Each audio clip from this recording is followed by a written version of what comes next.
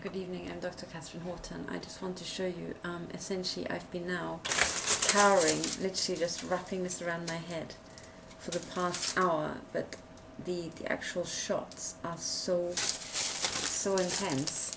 Essentially I actually had wrapped this around like like this almost, and in the beginning, but one layer of aluminium wasn't enough, and then they just kept shooting at my head. Literally, these just non-stop shots. It's unbelievable. I'm so exhausted. I'm trying to can you see that stuff like there? It's just non-stop shots, and I'm trying to. Sorry, I'm not gonna wear this whilst I'm talking to you, but I'm trying to answer all your questions, and it's really fantastic questions. But just imagine you have to go through this. Like there you saw another shot, and the energy deposited actually in my skull is just unbelievable. So I'm trying to go through and just, really, what's it called, do it justice, do all your work justice by actually giving you, answers and reading every single one of the comments, but it's just so extremely difficult. So I think what I'm going to do tomorrow is literally start a campaign to just, literally just an amnesty style campaign to have these 4 men written to, because I can't take it. I mean, I can't physically take it anymore. My hip hurts where they hit it, and it seems like with radiation they can trigger an old injury again, and it's just, so now it's my hip and also my kidney on the same side, and it's just, within just 1 year they've managed to, I went from being a perfectly healthy woman to essentially just a wreck. They literally just publicly demolish your health.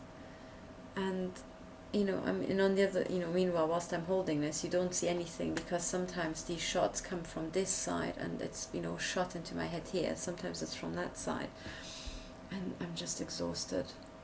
There you go. There you saw a couple of shots. I don't want to turn it on because my husband's already sleeping. He's got a really long work day tomorrow.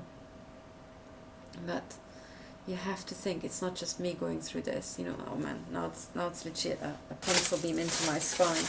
Like, the stuff into your spine is so painful. It is so painful, and it's just, how sadistic can someone be to actually just microwave someone? And this is essentially what happens. So when they start up these games, and I don't know how they're doing it, because I've now got shielding all around me, but either they're shooting through the ceiling, or I don't know what, or they're literally just using back reflections. But when they start up, you just don't know which of your body parts to actually defend. And oh man, I'm so sorry, but I just received a massive pulse into my back, and it's just, anything onto the spine is just agonizingly painful. It really is just like, paralyzing. But I mean, we have literally come to this, that our own intelligence agencies are now publicly mutilating. So everything else was hidden, like, poisoning baby powder and all this sort of stuff. And when there was a scandal, people were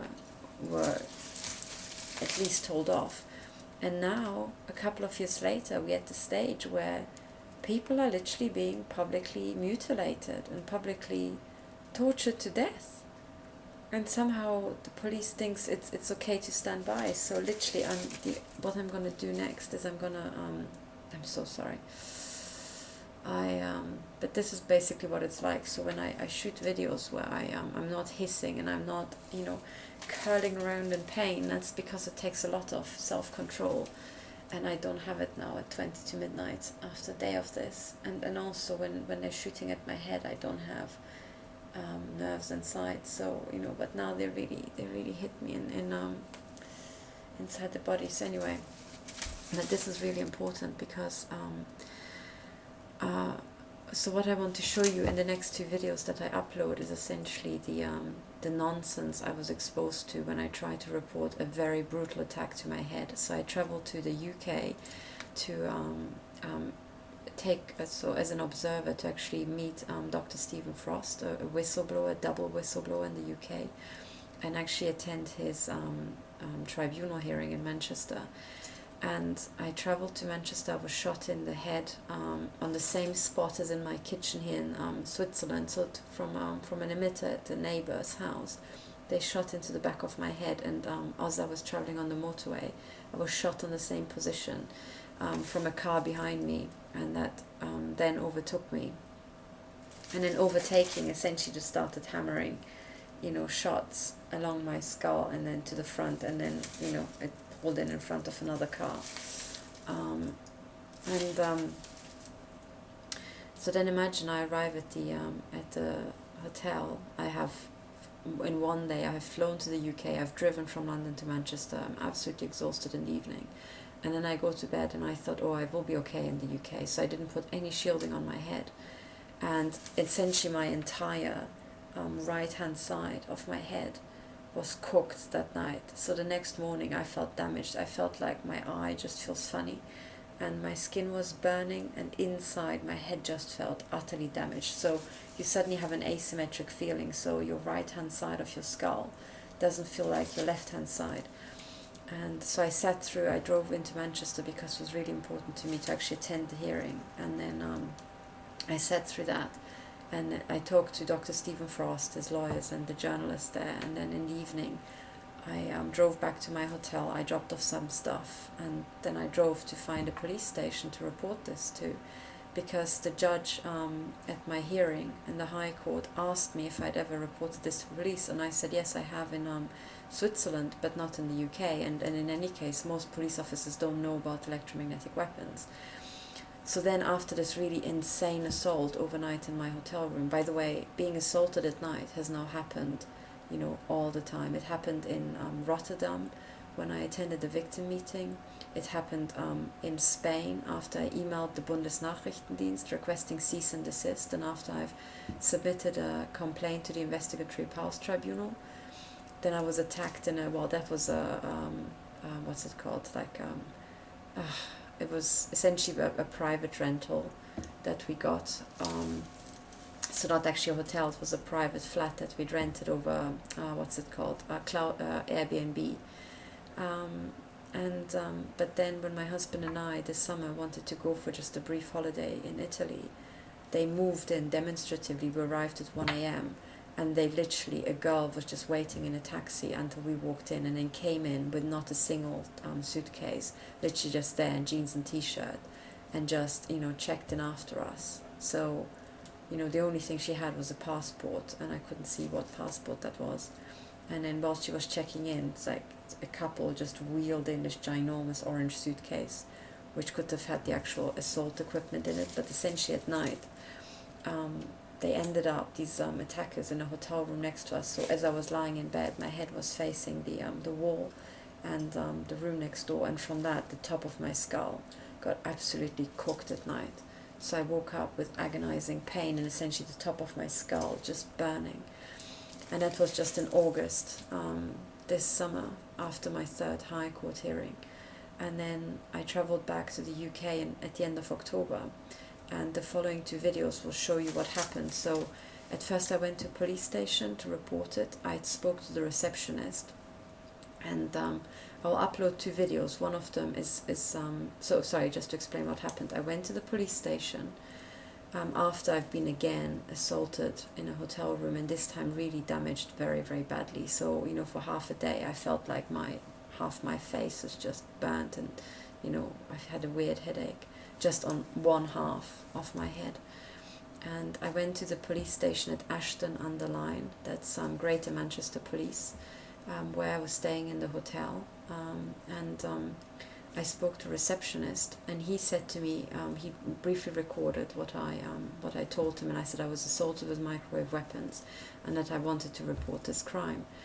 And then he asked me to sit down for 20 minutes, and I was waiting for 20 minutes. And then I think after 20-25 minutes, I was told by him, I was again waved into the reception area and said, go back to your hotel and an officer will see you there. And I thought, of course it makes sense, because I say I've been attacked from next door, so probably they will want to check out next door.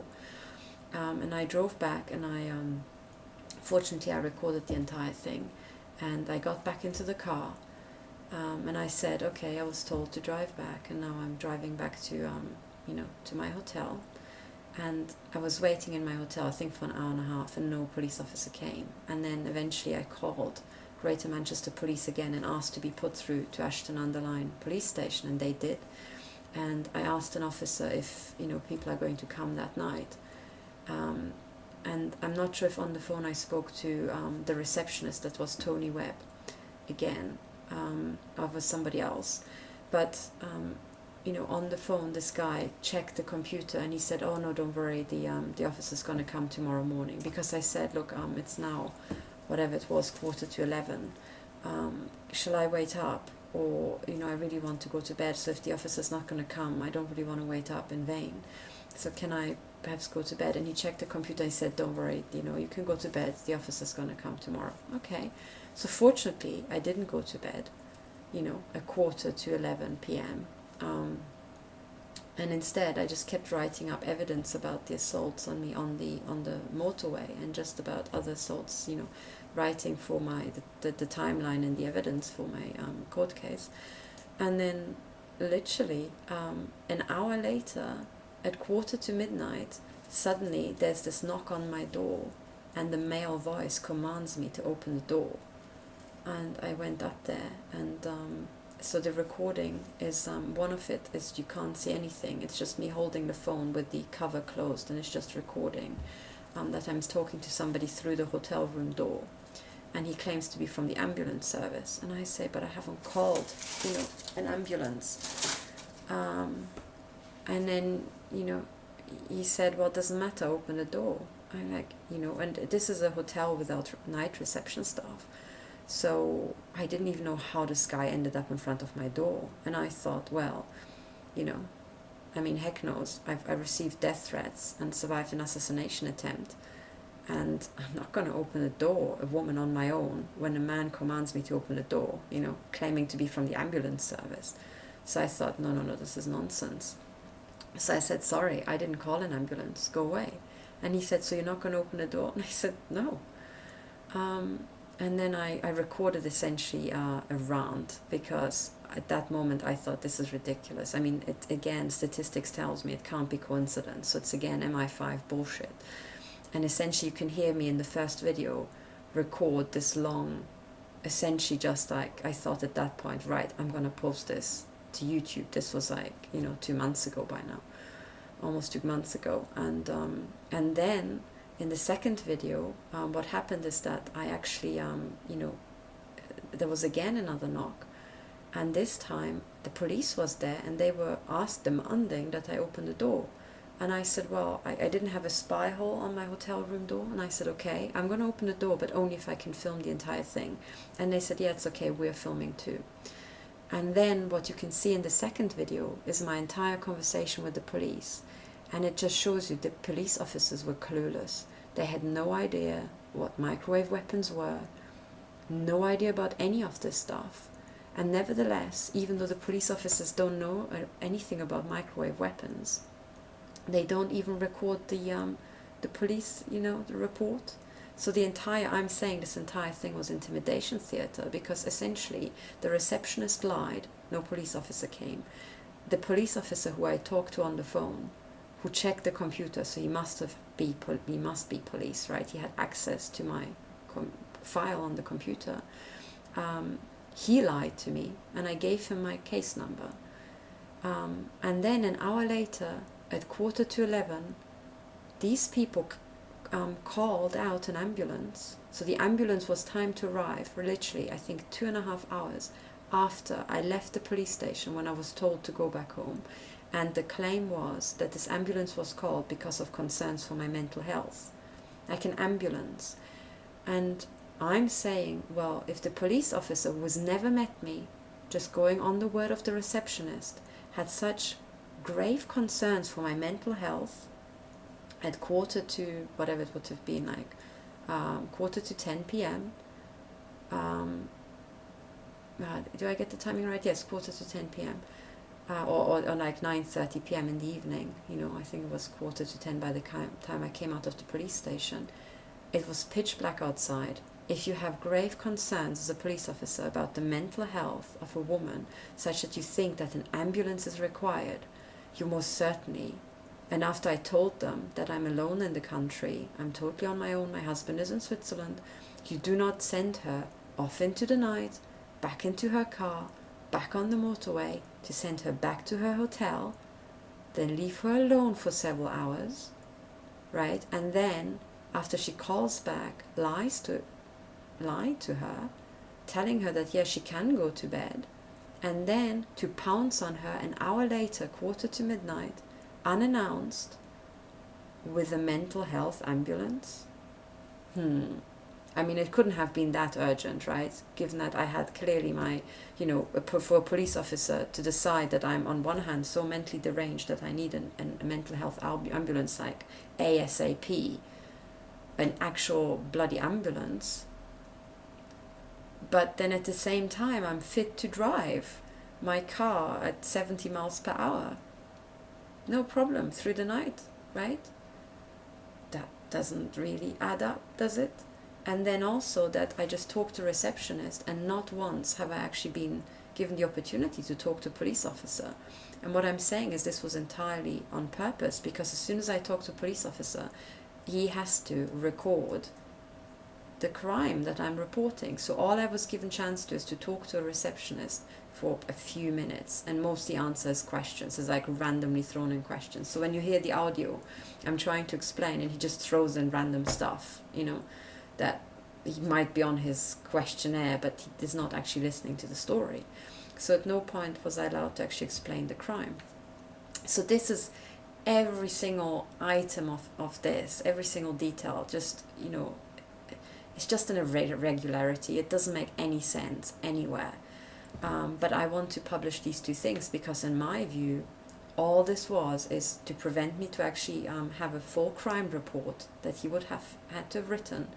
This way prevent an actual report of a microwave assault ever entering the computer system of Greater Manchester Police, because other victims have reported that the police refuse to record crimes with microwave weapons. There seems to be a policy where victims who report this are rejected.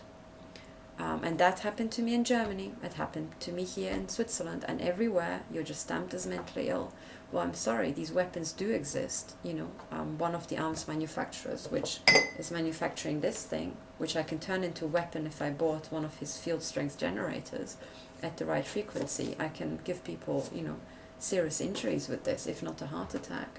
So, and I just bought this stuff off the internet. I can also get the field strength generator from Aronia, and then it's a weapon. So as soon as weapons exist, it goes without saying that victims are going to be generated sooner or later. So it's a fact of statistics.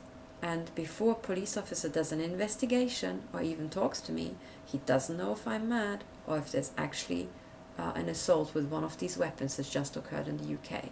So there's absolutely no sweet way for these, all-knowing, wonderful police officers to know without actually talking to me. So, but I, the actual conversation in the police station with this, the receptionist I've also got, but there I didn't actually tell him that I'm recording this. I did that for my own safety, and I'm saying this publicly. I have that record of what I said to the receptionist and how I was sent back to my hotel, in case any sort of bullshit is now dreamt up by some MI5 bullshit crack team, and then just look at the two incidences. So the first video, which I entitle MI5 Bullshit 1, is essentially the precursor. This is when the ambulance staff comes to my room and demands entry at midnight, and I just refuse. And I tell them to please go away. And I think I started recording halfway through when I was at the door, so you hear the end of the conversation. And then after that, I basically sit down on my bed and just launch into an absolutely frustrated rant, because this is essentially after I've flown to the UK the night before. I've driven from London to Manchester by myself. I arrived absolutely exhausted at the hotel. I had my head damaged in a brutal microwave assault overnight. Nevertheless, I got up and I drove and I sat through an entire day of tribunal hearings of Dr. Stephen Frost versus MOD. Then I drove back on my own. I barely had anything to eat. I went to the police station. I was sent back home, called again, No one came, and just by pure chance, I wasn't in my nightgown. I was actually fully dressed like I would be here, sitting on my bed with a laptop, working at midnight when these Muppets arrived. Sorry, not Muppets, because frankly the other thing I want to make sure, sorry, it was a Muppet show, but these guys were not Muppets, they were essentially just doing their job. I also want to make clear that the people who you can see in the video, I mean, I told them I'm going to film it, and I think this is like, this was my hotel room, okay, and they are public servants, so given that I claim that this is serious irregularities here, not what they did at the scene, not the police officers at the scene, and not the ambulance staff, they were all 100% correct. But I want to publish that this happened, and that I was not allowed to actually record this in the police station. I'm explaining that to the police officers there as well, because essentially this is in the public interest, that these crimes are being covered up, and this is essentially the behavior of the Greater Manchester Police, or rather, because this is such a tiny police station, Ashton-under-Lyne, it's on the fringes, of Manchester. And the police officer on the scene, or even the head of the police service there, might not have, statistically speaking, heard about microwave weapons. I do not know. That Greater Manchester must have is a given. But that particular police officer who was in charge of that, probably not. So either there's a carpet policy of covering up, or else there was a phone call from London saying, no, you now pull off something, some nonsense with this woman. She has to be scared of. Essentially there, this conversation with the very brief conversation throughout the door with ambulance staff, and it's very curious because I could have sworn that the young chap who's then seen in this, actually that's only occurred to me now, because there's a young chap which you can see in the video. So there's an older policeman, a very experienced policeman in the video on the right hand side. Then there's a lady police officer, and both of them have the full gear and the camera and everything, and they're kitted out, and they are the pair that were called. And then there's one guy who's ambulance staff and has got the ambulance staff kit, but then there's a second guy who's got purple rubber gloves, claims to be ambulance, but on the video, now that I looked at it, he actually's got police written on, and I think it's his voice that I can hear in the very first video. I have to check, and maybe you can help me, but it sounds like the young man who you can see lean against the wall, and at some point he keeps asking questions like, what is this? What's this aluminium? Because the second night I thought, right, this time I'm going to literally have aluminium shielding towards the door and the other rooms, because I'm not going to have my head cooked yet once more, And I had already placed that down next to my bed as I was sitting and working. And then he keeps asking questions, and that chap, now that I think about it, his voice sounds like the voice I recorded through the door. And if that's the case, then the entire ambulance story is essentially just an MI5, bullshit setup. The young man, unfortunately, I'm not claiming anything, but if he were not a real police officer, his age category would fit right into the gang stalker, prime trainee MI5, professional bullshitter type, unfortunately. So I have to listen to the videos again, but here it is. So this is the full story. So what you can see in those videos, this is the MI5 bullshit introduction video here. This is now recorded on the 11th December, I think a minute before midnight, and I will upload the other two, which are then from the end of October. I think this is the 26th of October. So this is the explanation video, and the other two videos are from the 26th of October, well, the night of from the 26th to the 27th. And the very first one is just the ambulance staff arriving at my door, and I tell them I didn't order an ambulance. I'm not going to open the door to a man I don't expect, being on my own in a foreign country, in a hotel without reception staff and without a spy hole on the door. I mean, sorry, you cannot expect a woman to do that, especially not a woman who's received death threats in the UK, and then shortly after survived assassination attempts, when she was going up in court against British intelligence. So I'm so not going to open the door. And then the second video is when the police arrive. I mean, they look like proper police officers, and actually force entry for the ambulance staff. And then there are these two police officers kitted out with cameras and these beeping, things on their vests. And one police chap who's just there has got police, I think, written on his shirt, if I read it correctly. The same black shirt, but has for some reason lilac gloves. I mean, none of the other police officers had. So he kind of came across like ambulance, but then he wears a police uniform, so, ooh, bullshit. So if anything, that guy was the trainee, you know, psyop dude from MI5, if I had to, you know, place a bet on any of those people who pulled it off. So anyway, have a look at the videos and see what you think. So as I said, those are from the 26th of October.